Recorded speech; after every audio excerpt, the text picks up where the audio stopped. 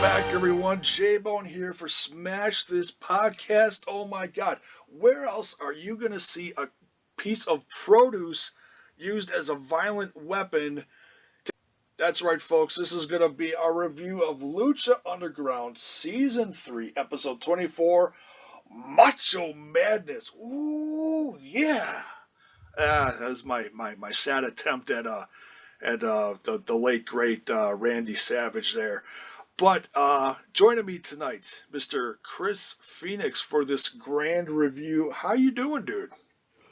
Ooh, yeah! Oh, that was certainly better than mine. Thank you very much. So let's crack a cold one and get into this. This was quite the well-rounded Lucha Underground episode, wouldn't you say, Chris? Yeah, dig it. He does it as I'm taking a drink. Sorry for the spit take. No, actually, yeah, I like what they've been doing with the Cueto Cup lately. Usually they narrow things down to like 2 matches and a couple of different segments, or 3 matches and like 1 segment backstage.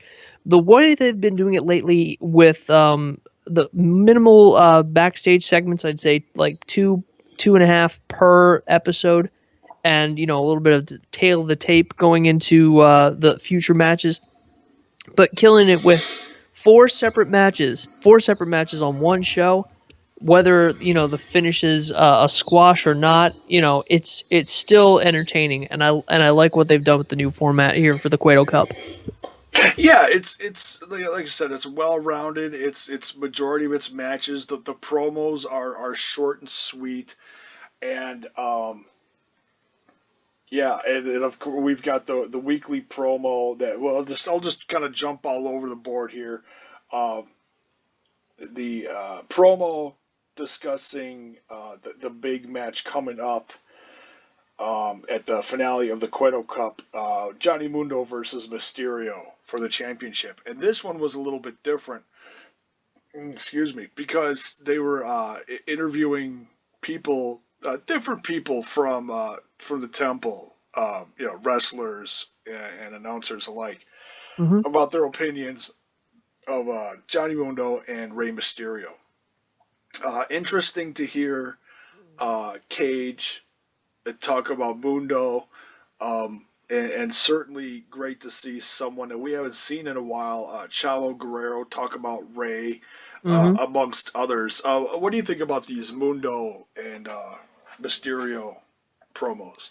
I think they're an interesting vignette. It's like something that you've seen before, as far as modern day tail of the tape kind of thing, leading up to major fights, as far as major matchups for any sport, really. Hockey, Yeah. basketball, and especially boxing lately, and MMA as well. There's a lot of this kind of thing going on. The only thing that I can't quite put my finger on, and I don't know if you've noticed it too, but the person who's doing the announcing the tail of the tape as it goes sounds like a British version of Matt Stryker. I mean, is that Stryker trying to do a British accent, or is that another legit guy? Tell me. I thought it sounded kind of like Nigel McGuinness, but obviously it's not Nigel McGuinness. No, he's on NXT. Yeah. But considering all this stuff was, done over the course of this last year, in fact, I think we're up to the point now where the stuff we're watching now is officially a year old as to when it was actually taped, as far as the matches, which is interesting, Lucha Underground needs to call me to call their matches. Yeah. If they want to do this tail of the tape stuff, I would be more than happy to lend my voice for a small fee, just to get myself out there. I love Stryker, and if that's what he's doing, trying to fake it with a British accent, nice try, but I could tell it was you. I'll have to listen to it more closely. To me, it just sounded like the guy that did. Oh man, I'm thinking about that old show where they used to show. What was it called? Lifestyles of the Rich and Famous. The guy that used to Robin host it. Leach. Thank you. Yes, Leech. Yes, that to me that's the first thing I thought of when I was watching this. Welcome to Champagne Wishes and Caviar Dreams. This is the lifestyles of the rich and famous. No, no. Very that's it. That's exactly what I was thinking of. That's Yeah, no, he definitely had a much raspier voice. You can tell the difference. yeah. But yeah, I love the build up to this. It is certainly, I don't think they're gonna do an all night long match, No, where it's gonna last the whole thing. But uh, it'll be in the finals, and it's gonna be. I'm calling it now. I think it's gonna be a contender for match of the year. oh hell yeah! It's If gotta Meltzer, be. if Meltzer actually, pays attention to Lucha Underground, we'll see. I think he does. I just don't think it's at the top of his list. Yeah, obviously. I think I listen to his show once in a while, or Mm-hmm. recordings of it or whatever. Mm-hmm. So, all right. So, Macho Madness. Another promo. One that actually kicks off the show. Mil Muertes, in his, I don't know, what do you call it, dojo? Yeah. his mini temple, his own little domain. Yes. And Katrina tells him that she wants him to destroy them all, and she wants the Cueto Cup, which is interesting. That you wouldn't think that she'd be concerned about that, but obviously, she wants to get her power back in the temple, Mm-hmm. and we've seen this go back and forth to where it seems like she has a lot of power / influence over Mil Muertes, to other times where she doesn't. This Mm-hmm. and I think we're kind of going back into a phase where she does. It's interesting. What'd you think of this opening promo? It was really, kind of middle of the road for me, just because I know I've seen this kind of thing before. When Katrina wants something, she just wants it, and it's like, yeah, we've seen this before. Show us something new. You get Yeah. your destructo machine, Paul Bearer. Raise up your rock urn, and raise Taker Muertes from the dead one last time, and just see what he can do. Yeah. I mean, the man's a beast. He can beat anybody, even at his age. He's been in the game for a long damn time, and those who don't know, look him up. Seriously, look Oh, him up. Yeah. I've He's- I've seen many of his different matches from his early days in Mexico through the days of TNA and a little bit in Japan, but you definitely want to check out his resume. This dude is a beast and still going at his age. Not many people can, especially at the level that he's been wrestling. But knowing what I know now, I mean, I want to see a little bit more character depth with Katrina. She's not just this power hungry succubus who has the power to raise the dead. There was the seeds planted of a subversive angle.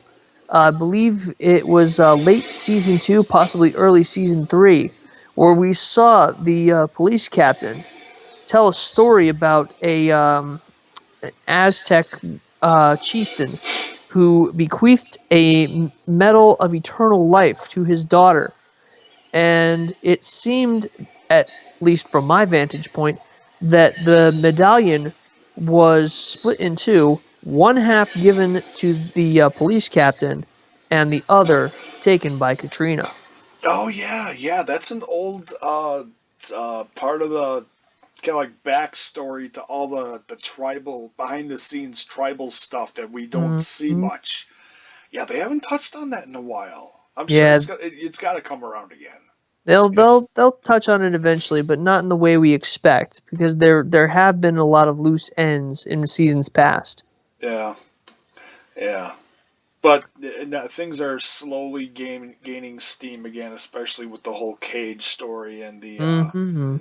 the power thing there, Mm-hmm. Delgado's murder. So yeah, Mm-hmm. we're going to be touching on that stuff again. I'm sure it's going to be interesting. And then Mil Muertes, his match, match one of this round in the Cueto Cup against Veneno. I chuckle because just no. yeah. Just when we went over this last week, I mean, we pretty much knew it was going to happen. Yeah. No offense to Veneno. He's a decent enough wrestler in his weight class. Mm-hmm. But when you go up against a level 4 god class fighter, a regular class 3 fighter won't cut it. No, and you need matches like this to lead up to bigger matches down the road, which is fine. The same thing happened with Cage versus Vinny Massaro the week before. Yeah. That was a certain amount of wrestle silly with a little bit of squash in there. Yeah, this was this was a 2-minute match max. Something like that. Yeah. Yeah. Let's see. Then it jumps into the next match here. We've got Vibora from the Lizard Tribe. No. Yeah. Is it Lizard? The Snake Tribe, I believe. Or Reptile. Reptile, Dragon Tribe. No, it's not the Dragon Tribe. It's definitely the Snake Tribe. Something like that. Yeah. Yeah. Accompanied by Cobra Moon, who's kind of like running the show in that tribe right now with Drago and Pindar the third. Yes. Yeah. Yes. Against who seems to be the leader of the Rabbit Tribe, Paul London. Oh, poor man. Paulie.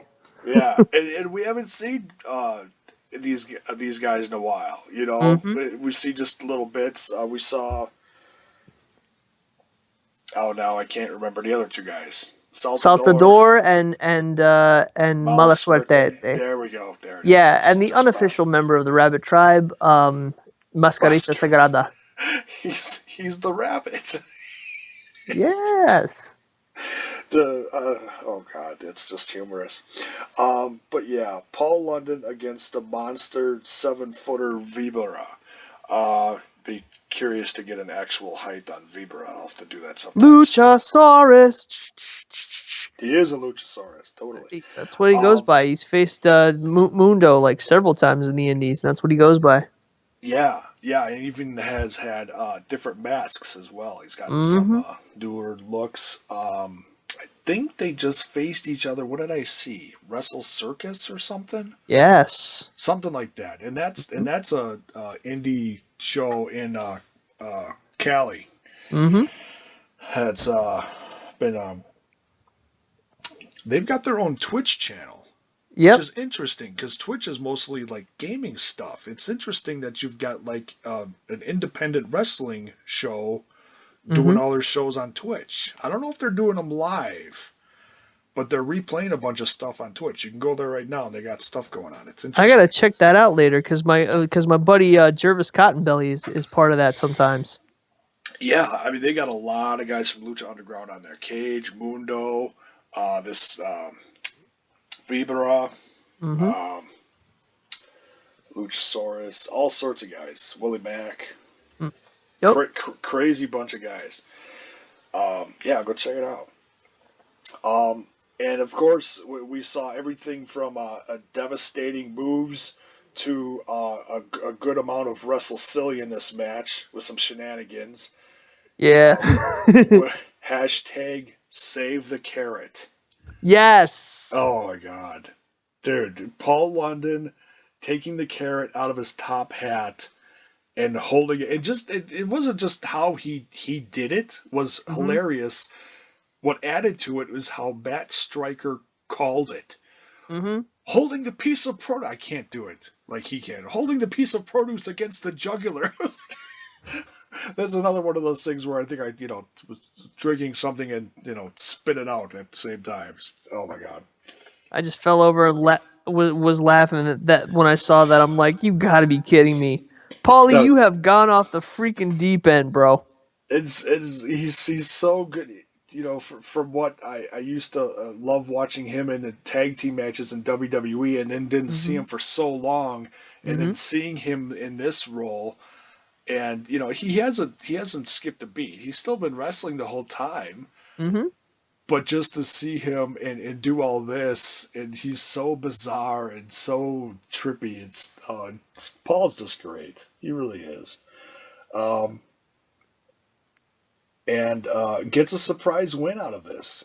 Yeah, I didn't expect that. That's what was crazy. I figured, they're both decent class wrestlers, but I would have given the advantage to Vibra simply because of his strength and his height. But Size. Yeah. yeah, I but think he's got a limited move set, but it's a power move set. He does a lot of stuff yeah, that The Undertaker does and stuff like that. The yeah, slams, the pile drivers. mm-hmm. But yeah, Shenanigans wins over this as Paul London actually won on a count out. Yeah, of all things, right? Just crazy. Well, as soon as the rest of the Rabbit Tribe showed up and just kind of like, how do I say, scampered all over the place, you kind of had a feeling something was going to happen, because it was distracting Vibera and Cobra Mhm. Moon. It's like how do you distract a giant snake? You put more food in the room because he doesn't Yep, know which one to go after first. yep, yep. Just get the rabbits going, and that's what Yep. happened. Yep. Oh my God! So yeah, Paul London advances in this tournament, which means he will face, I believe in the bracket, he will face Mil Muertes. Oh man. But that's not going to be for another couple weeks Yeah, because yeah. There's we've the still next got bracket's up. we've still got one more bracket to go in this round, and that's next week. So we'll discuss that in a Yeah. little bit. Yep. Freaking Paul London, it's just hilarious. And then we get a little more Wrestle Silly along with this one before we Mhm. get to the main event. Match 3 is Taya versus Joey Ryan. Ugh. Oh. Just between the sucker and Yeah. and the oil, Yep. man, and Taya, just yeah, we discussed this a little earlier. Mm-hmm. She's my favorite in the temple, and I know she hasn't had the achievements of Sexy Star, who I believe True. is yours. Yes. But just Taya just knocks it out of the park every time, blows me away. And she really dominated Joey Ryan in this Mm-hmm. one, and that's a compliment to Joey Ryan at the same time because he's done so many intergender matches over the years. Yep. Like a much better version of Andy Kaufman's resume, if you think about it, Yeah, yeah, as an intergender champion. yeah. That being said, however, Taya was trained by the great Lance Storm. Oh, you got some credibility in Canada. Oh, You yeah. definitely speaks volumes about her wrestling talent. And you may love her, you may hate her, but she has legitimate credibility when it comes to her in-ring skill, and I give her props for that. Oh, hell yeah. Yeah, and she's killing it down in AAA right now. I think she just became their women's, I can't think of what it's called, but their women's champion down in AAA. Ah. And the match is on YouTube, on AAA's YouTube channel. You should go look it up. It's a hardcore match. It's from like a month or two ago, Mm-hmm. but it is, oh man. Let's just say that she pulls a Ric Flair and wears a crimson mask towards the end. Brutal. Oh, it is brutal. Lots of credit to her, man. She is badass. Yeah. Respect. Yeah. Much respect, yes. So Taya wins this one in a significant win over Joey Ryan. Joey Ryan is, man, he's going to have to, come up with another plan, man. It's just not, he's not doing it in the temple. He's Nah. And then last but certainly not least as far as matches. And then we'll get into some of the other promo stuff. I'm not gonna, miss anything here. But Jeremiah Crane versus Killshot. Wow. Oh my God.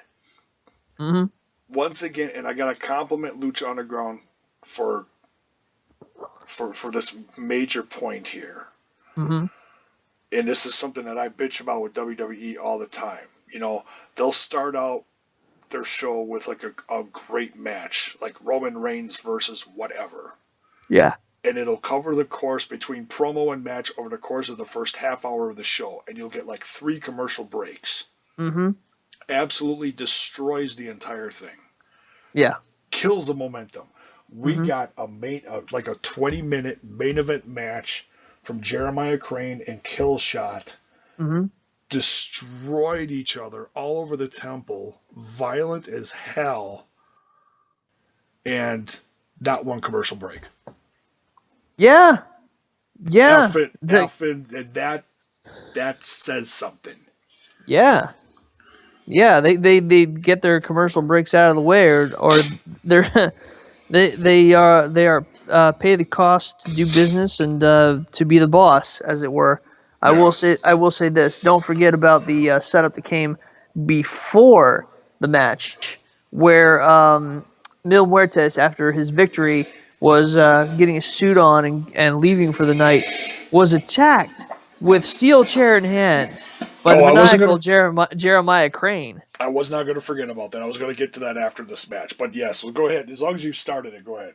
This is the setup to further their rivalry for the affections of the lovely and dangerous Katrina. Yes.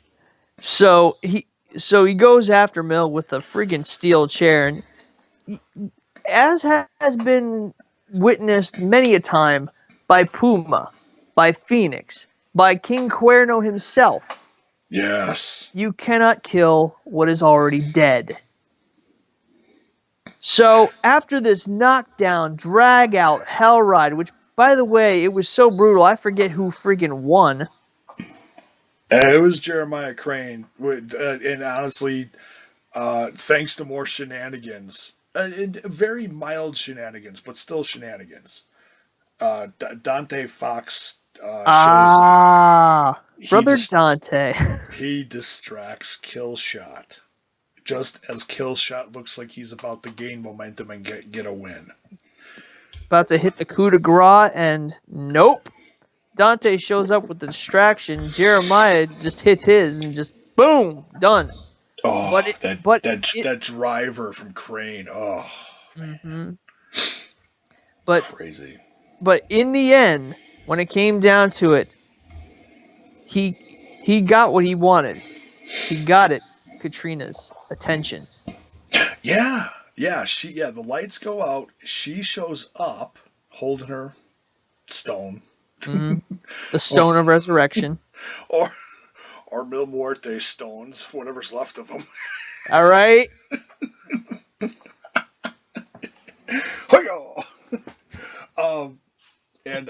And he's, so Crane's on this adrenaline kick now because he just won the match, and she shows up, and she's got this smirky smile on her face, like hi, and he blows her a kiss. Yep. And of course, Matt Striker's like, what's going on here? Yeah. That's the one thing that I kind of don't like about this kind of bit, that Striker and Vampiro don't really have much insight onto what went on backstage. They haven't heard anything or seen anything. They just like, wait, what's going on? It's like, yeah, you're a little too oblivious. There's got to be a middle ground somewhere.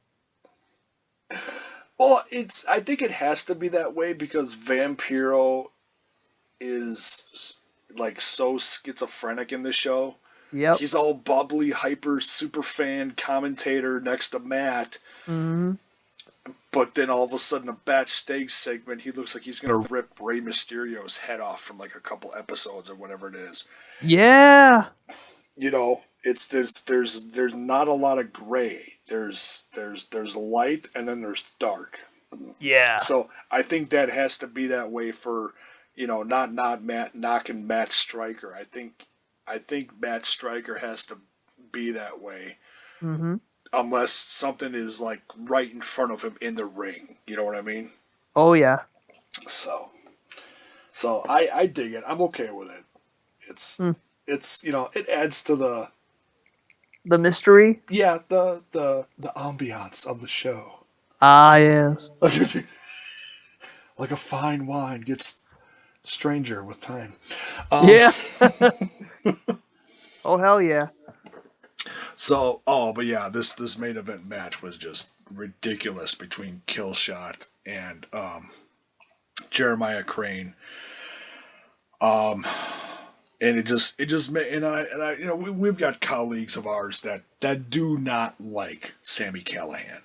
Oh no. I no. I was about to mention that. Yes, you are 100% on that. And I understand why, because you Mm-hmm. learn certain things about certain individuals in the wrestling business Mm-hmm. that makes you think about them other ways, or It carries oh certain bias with them. yeah, yeah. Exactly. Like But like like the debate recently with AJ Styles. The difference between Roman Reigns the guy versus Roman Reigns the wrestler. Various different things. yeah, but I just, over the course of the last handful of years, watching Sammy Callahan's journey from the Indies to NXT to, I'm not going to say he failed in NXT. They just didn't give him a fair shot, so he left. That's right. To just absolutely destroying it in the Indies. His character now that we're talking about a Lucha Underground, and even currently, he's like the main booker in CZW, and everything he's done since like WrestleMania weekend. I have an absolute insane amount of respect for him. Really? So he went back to CZW and now he's head booker? Well, if you've noticed, there's been a lot of changes in CZW. I had not noticed. I don't keep up with them, but that's an interesting point. Well, they're getting away from the whole. I mean, they still do the whole deathmatch thing, Mm-hmm. but that's not their prominent thing. They're going after. Trying to be more of a, show prominent. They're show their prominent talent. Mm-hmm. Okay, like Leo Rush is their champion right now. I love Leo Rush. I see his work in ROH. Yeah, Wonderful guy. he's actually done with ROH now. And no, and as sad as that is, because he had a tremendous run there. Yeah, he was top prospect. He was just killing it recently in Evolve, Mm-hmm. CZW. He's all over the place. But he's had Yeah. an incredible few years in the Indies, really becoming a guy to watch. Mm-hmm. Another guy down in CZW, and we'll get back to Lucha Underground in a little bit, but I don't talk about this stuff enough on my channel and other places, so I'm going to throw it in here. Mm-hmm. Maxwell, what's the guy's name? MJF. Maxwell James Friedman, I believe his name is. Mm-hmm. He's another champ in CZW, and he's been all over Flow Slam lately. Mm-hmm. Another up and coming guy who's only been in the Indies for a few years. Another up and coming guy to keep your eye on. Trust me. Nice. This guy is not going to be in the Indies for long. Well, here's hoping he makes it to TNA for the X division, maybe. I don't know. It's hard to say. He's very talented, Mm-hmm. but I think his charisma is going to take him all over the place. Nice. Yeah, yeah. I see shades of Punk from eons ago, Ooh, like early cocky CM Punk from early 2000s. nice. That's what I see in this guy. Yeah, pretty cool. So, okay, back to Lucha Underground. Yeah. Jeremiah Crane defeats Killshot in a tremendous, violent match. Highlight for me was the cannonball into the seated area. Yep. Oh, That's the screenshot that they tweeted about. They said, "See this? Want to find out how it happens? Turn into Lucha Underground on El Rey Network tonight." yeah. And that's and that picture, I was gonna tweet out and say, this was me after my Direct TV conked out and I couldn't watch Lucha Underground. Oh, right. That's what I felt like. I felt like what Jeremiah Crane looked like in that picture. Oh, and Kill Shot for that matter. Yeah. Even though all you saw of him was like a boot. Yeah. Oh man, great match. Jeremiah Crane comes out with a win. Yeah, and then when we mentioned Katrina appears, Crane blows her a kiss, and then last segment, a very interesting one at that. We are in Cueto's office, and he's talking about how good the Cueto Cup is becoming with the amount of talent and the competition and blah blah blah blah blah. Mm-hmm. Talking about next week's matches. Well, we'll get to that in a second. Mm-hmm. But we don't see who he's talking to. Well, at least we see a silhouette of him, but we don't know. Well, we think we know who it is, but it's not who we think it is. Yeah, that's what got me at first. I know what you're talking about. Yeah, he's like, "Who are you?" And it's like, well, duh, it's Son of Havoc. No, it's not Son of Havoc. No. It's the introduction of Son of Madness. And where is he from? Hailed from the open road. Yes. Same as Son of Havoc. Something tells me they used to roll with the same crew. And then there was a falling out. One gang couldn't fight with the other. Yeah, They had and to part ways. we saw a hint of that in the season 3 trailer. And now we're finally touching on it. It only took 20-some episodes, but we're finally touching on it as far as what I'm trying to think back to what it was. It was like a barroom brawl. Yeah. But we only saw just a glimpse of it. Yeah. Son of Havoc versus what looked like a very larger Son of Havoc. A very larger Son of Havoc. Is that proper English? That's probably horrible English. Yeah, it doesn't matter. It's okay. It's all right. The biggest, largest Son of Havoc. He's a big, large Son of Havoc. Yeah, that's Yes. it. Largest than the other guy. Yeah, that's okay. You put Son of Havoc next to him, you have to put another Son of Havoc on top of him. It's like 1.5 Sons of Havoc. That's what a Son of Madness is. What I want to know, the ultimate question in all of this, how the hell did Braun Strowman sneak onto the set of Lucha Underground? Oh my God! Seriously? I was thinking it was Luke Harper. Just saying. Okay, that's close. But if you look at how big this dude is, yeah, dude, it's Braun Strowman. I mean, it's not Braun Strowman, but it's Braun Strowman. Having seen Luke Harper in the Indies back when he went by his other name, I honestly thought it was Harper. I thought, they released him without saying nothing. It's Brody Lee. Brody Lee. Back when he was JPW champion. I saw him in a Dragon Gate USA match locally here in Milwaukee. Mm-hmm. And that was also my introduction to Jon Moxley. Ah, that's way back, man. Yeah, that's while Bryan Danielson. Remember Bryan Danielson? The real American Dragon? Yes. Yes. That was his little indie stint right after being fired from WWE. Yep. Right before he headlined SummerSlam later that year. And went back immediately. But yeah, that was.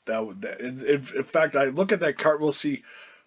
That show just got put up on Flow Slam recently because they're showing a lot of back catalog stuff, Mm-hmm. but they're not. They're just releasing bits at a time.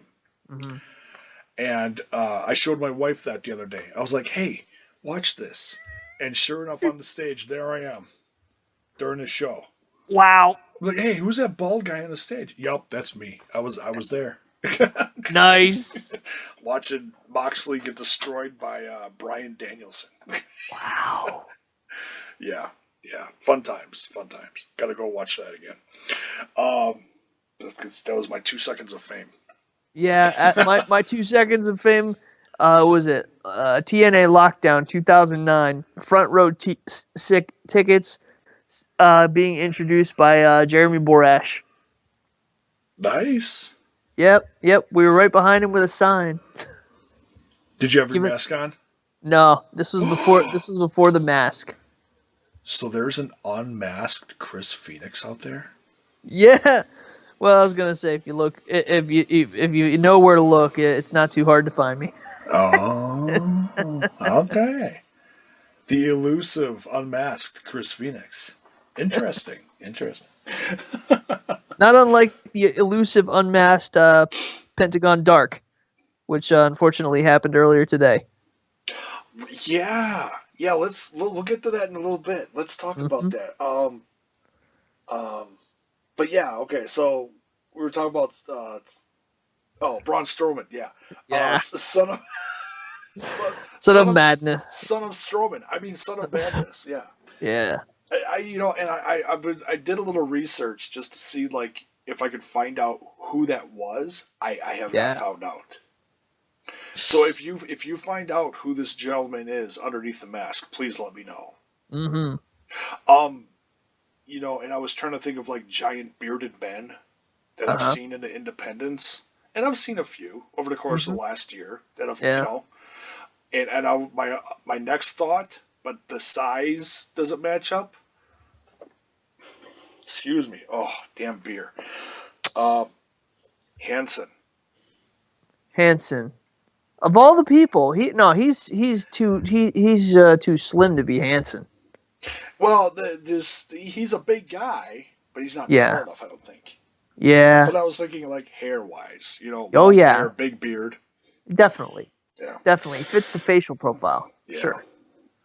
Can't think of anyone else. So, if you're listening to this and you know who it is, drop me a line on Twitter or on the YouTube channel. Leave a comment and let me know. Is it Strowman's twin brother? What do you think?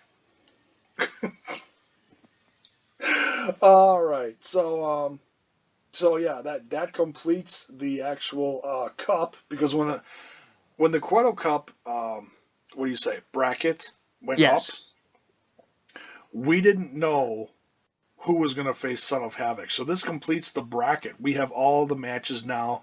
Next week, the matches are Prince Puma versus Ricky Mandel. Wow. Which, we laugh at because it's like, oh, it's, It's friggin' Ricky. But it's Mundo Light, but there's a big but in there. With all the shenanigans we saw the last few episodes. Worldwide Underground, they'll come to his aid if they know what's good. Ty is healthy now, Yep. I'm not sure about Jack Evans, but No. PJ Black is also in the next episode. We may see him a couple times. Who knows? Yeah. Yep. Yeah. So I'm not gonna count. I'm not gonna say Puma's got a definite chance. I can't. Mm-hmm. As much as I want to. Yep. Sexy Star versus another person of the Worldwide Underground, PJ Black. Yeah, and she's faced PJ before and won, much to the chagrin of the Worldwide Underground. Yeah. Right before Johnny Mundo became champ. Yeah. Mm-hmm. Yeah. So this is gonna be quite the rematch. Dragon Azteca Jr. versus Dante Fox. That's gonna be the match of the night, I thought. Yeah, that certainly does have the potential to be. Yeah, as far as wrestling wise, yeah. But I can certainly smell some shenanigans in there too. Yeah, maybe. I can smell some revenge coming from Killshot in there a mile away. Oh yeah, it's gonna be one of those things. It's just like Killshot's match. It's gonna be a knockdown, drag out, badass fight. But when it comes down to it, Killshot's gonna get his revenge. I think he is. Yeah, I think we're definitely going to see Killshot poke his face up in there. Yeah. Mm-hmm. And then the last match of the Cup in the first round, Son of Havoc versus Son of Madness. Madness. Ooh, yeah. Ooh, yeah. So this actually should have been called Mucho Madness because Son of Madness is like so big. Yeah. Or Largo Madness, maybe? So, I don't know. My Spanish is horrible. It's been so long. Not knocking the language, just saying. Sinestro Grande. Yeah. Just like Starbucks. No, I don't want to. No. Nope. No, not even. No. Nope. You go to order a cup of coffee. Oh, would you like a grande? A what? So tiny. I'm at Starbucks ordering coffee. I'm not at Taco Bell ordering a giant taco. Give me a break. So the biggest question mark, of course, is what is Son of Madness going to do in the ring? Yeah. Obviously, you size wise, you think Son of Havoc's in trouble. Oh yeah. But Son of Havoc is a hell of a wrestler.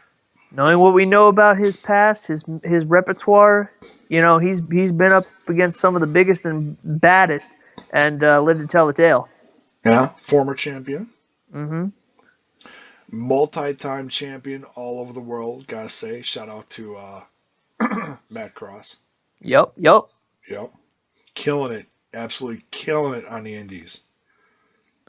Absolutely. Mm-hmm. You follow him on Facebook. And he's very public about everywhere he goes, his travels and everything. Mm-hmm. It's incredible. I remember seeing him a long time ago in a 4-way match. It was him, Matt Seidel, some other guy, and the Human Tornado. The Human Tornado hit the music, and everybody broke out into a dance. And then they got back to fighting again. Oh, are you talking about a classic Wrestling Society X? No. This was at a JAPW house show in Carteret, New Jersey. Oh, okay. It has to be around that time. Back in 2007, if you will. Okay, that's right around the time they started because I think Wrestling Society X just celebrate. Well, not that they're around anymore, but that came up recently on several different podcasts as far as 10 years ago was Wrestling Society X. That's true. And saw the likes of very young Seth Rollins and Joey Ryan and several others in the independent scene. Yep. Vampiro. Mm-hmm. Pac. Yep. Not Tupac, X-Pac. Yeah, that's right. Rest in peace, Tupac. Yeah. Gotta pour one out for. Oh, damn! I got beer all over my keyboard. I gotta stop doing that. There, I'll sip one. How about that? That's safe. All right. There you go. So yeah, tremendous episode.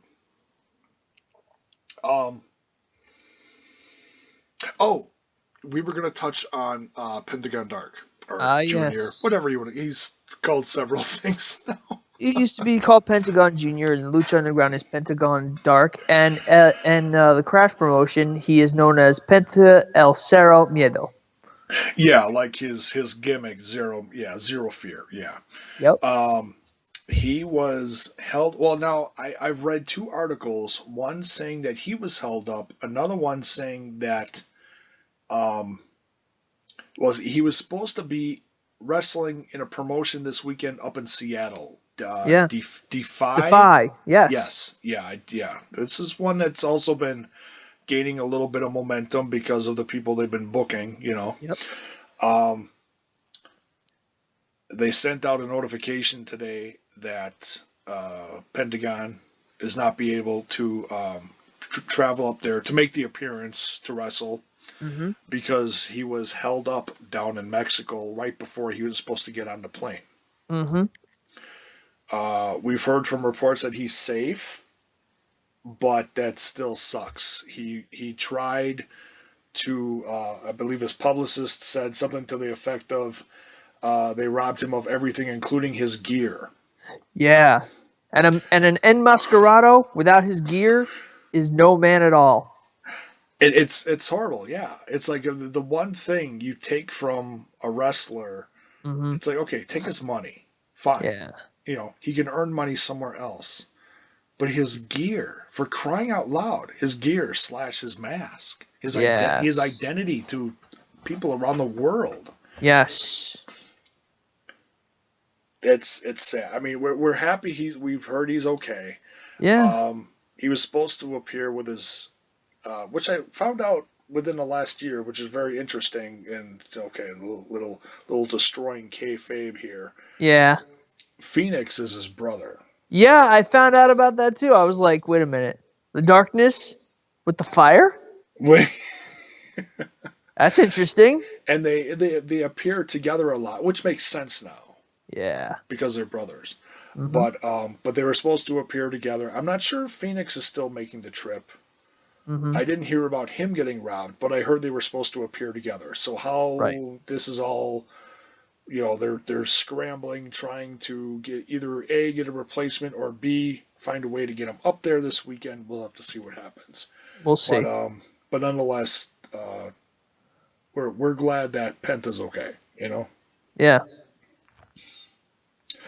So any more thoughts before we get out of here tonight about this episode of Lucha Underground? Solid show, good lead up. It's building some rivalries, but overall not the greatest.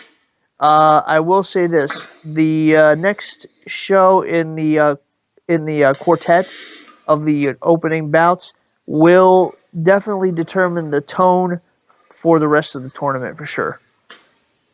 Oh yeah, it certainly will.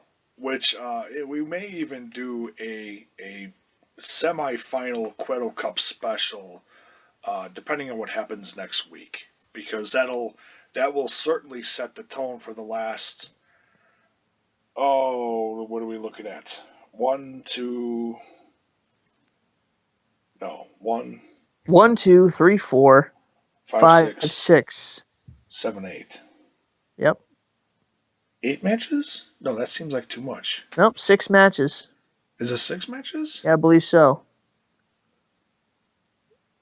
I don't know. My math is horrible at this time of night. 4 for the quarterfinals, and 2 more for the semis, and then you got the championship match. Something like that. Yeah, something like that. Well, I'll go over it, in the morning when, I'm more awake. Yeah, same here. So, thank you very much, Chris Phoenix, for joining me on this review of Lucha Underground Season 3, Episode 24, Macho Madness. Can we get a savage? Ooh, yeah! Perfect. All right, thanks for listening, folks. We'll catch you next week.